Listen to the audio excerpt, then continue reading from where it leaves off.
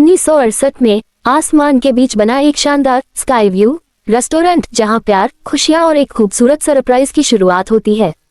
लेकिन उसी रात एक सिक्के की छोटी सी गलती मौत की बड़ी कहानी बन जाती है। हादसे से बचने वाली आरएस समझती है कि मौत को धोखा देना आसान नहीं, क्योंकि जिसने मौत को मात दी वो भी ज्यादा देर तक जिंदा नहीं रह सका।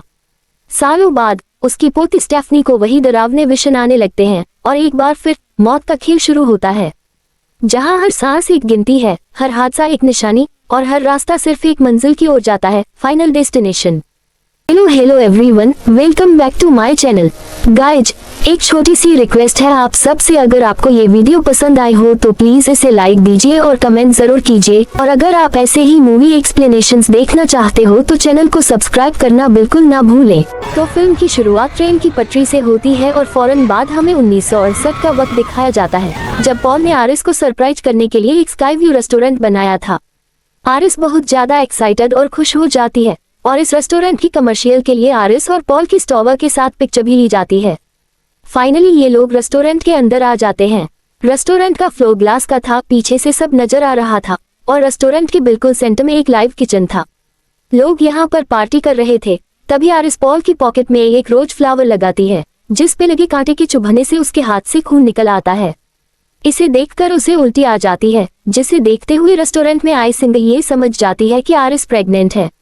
जब उसने आरिस से पूछा तो आरिस को खुद ही अभी उसी के मुंह से पता चल रहा था, लेकिन फिर भी आरिस बहुत ज्यादा खुश थी। वहीं पर वह उस सिंगर के बेटे को भी देखती है और पता नहीं क्यों उसे उस बच्चे से अट्रैक्शन फील होती है। खैर, वो पॉल के पास चली जाती है और पॉल उसे टॉप व्यू टेरेस पर ले जाकर प्रपोज करता है। आरिस एक्साइटेड होकर उसका ये प्रपोजल एक्सेप्ट कर लेती है और उसे यह खुशखबरी भी देती है कि वो प्रेग्नेंट है। इस बात से पॉल भी बहुत खुश था। यहीं पर आरिस नोटिस करती है कि सिंगर का बेटा वहां पर भी था। वो शरारती बच्चा अपना एक कॉइन ऊपर से नीचे फेंकता है, जो जमीन पर गिरने के बजाय आउटडोर वैक्यूम प्रेशर से अंदर चला जाता है। जब सब लोग पार्टी कर रहे थे और डांस चल रहा था, तभी दिखाया गया कि रेस्टोरेंट का फ्लोर हिलने लगा था। कॉइन फैन से निकलकर एसी डक्ट के अंदर घूमने लगा और अचानक फ्लोर टूट गया। सभी लोग नीचे गिर गए। पॉल ने अपने आप को बचाने के लिए कांच का एक टुकड़ा पकड़ा हुआ था, जिससे उसके हाथ जख्मी हो रहे थे, लेकिन वह खुद को बचा नहीं पाया और नीचे गिरकर मारा गया। जबकि आरिस उस वक्त एक स्पॉट पर खड़ी थी, इसलिए वह बच पाए। वो कॉइन जो डक्ट्स में घूम रहा था, गैस पाइप से टकराकर लीकेज कर देता है, जिसकी वजह से ऊपर लाइव किचन में आग लग जाती है। सिंगर की मौत हो जाती है और आरिस अपने आप को बचाने के लिए पियानो के नीचे छुप जाती है। अब आरिस लिफ्ट के पास आती है, जो पूरी तरह भरी हुई थी। इससे पहले कि लिफ्ट नीचे जाती, एक बंदा नीचे आकर क्रश हो जाता है। लिफ्ट खराब हो जाती है और अंदर के सभी लोग मर जाते हैं। जब आरिस वापस ऊपर जाती है तो रेस्टोरेंट का आधा हिस्सा लटक गया था। लोग जान बचाने की कोशिश कर रहे थे और बस एक पियानो ने उस हिस्से का बैलेंस बनाए रखा था। आरिस को सिंगर का बेटा दिखता है। वो उसे पकड़ लेती है और बचाने की कोशिश करती है, लेकिन नीचे की जमीन टूट जाती है। अपने आप को बचाने के लिए उसने रिंग को दो सुरियों के बीच फंसा लिया, लेकिन उसका हाथ छिल जाता है, रिंग उतर जाती है और दोनों नीचे गिरकर मर जाते हैं। एक लड़की अचानक चीख मारती है और पता चलता है कि यह सब स्टेफनी नाम की लड़की के हेलुसिनेशंस थे।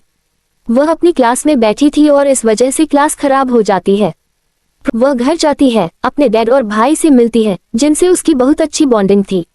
वो अपने अंकल के घर जाते हैं, जो उनकी मॉम के भाई थे।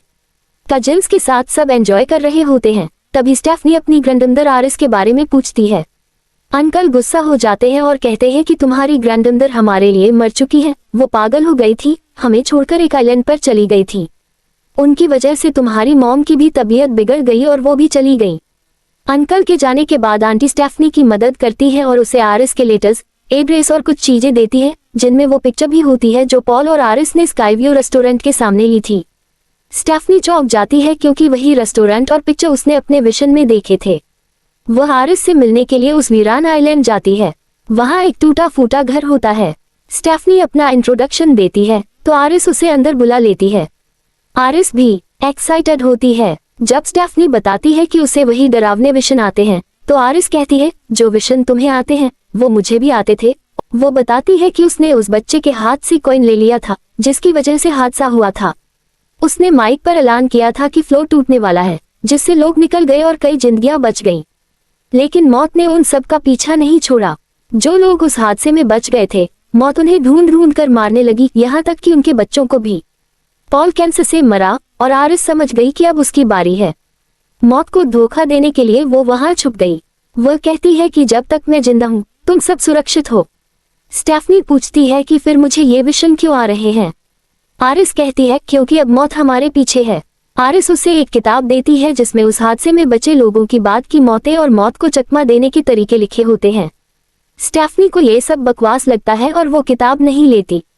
आरिस बाहर निकलती है और गैस लीक होने व एक चेन रिएक्शन से उसकी वही मौत हो जाती है। स्टेफनी अब सब पर यकीन कर लेती है। 2 दिन बाद फ्यूनरल में स्टेफनी की मॉम आती है। स्टेफनी समझती है कि अगली मौत उसकी मॉम की होगी। वो किताब पढ़ती है और उसमें वही कॉइन मिलता है। वह फैमिली को अलर्ट करने की कोशिश करती है लेकिन कोई कॉल नहीं उठाता। उधर फैमिली पार्टी कर रही होती है। एक ग्लास टूटता है, कांच का टुकड़ा बर्फ में गिरता है और धीरे धीरे घटनाएं एक चेन रिएक्शन बन जाती हैं। आखिर में घास काटने की मशीन अंकल के मुंह पर चढ़ जाती है और उसकी दर्दनाक मौत हो जाती है। अब सबको स्टेफनी की बातें सच लगने लगती हैं। इसके बाद अंकल का बेटा अपनी पियर्सिंग शॉप में मारा जाता है। फैन की मैग्नेटिक चेन उसकी नोज रिंग में फंस जाती है और आग लगने से वो जल जाता है। उसकी बहन ट्रैश मशीन में गिरकर मारी जाती है। स्टेफनी को अब एहसास होता है कि मौत सही क्रम में ही चल रही है।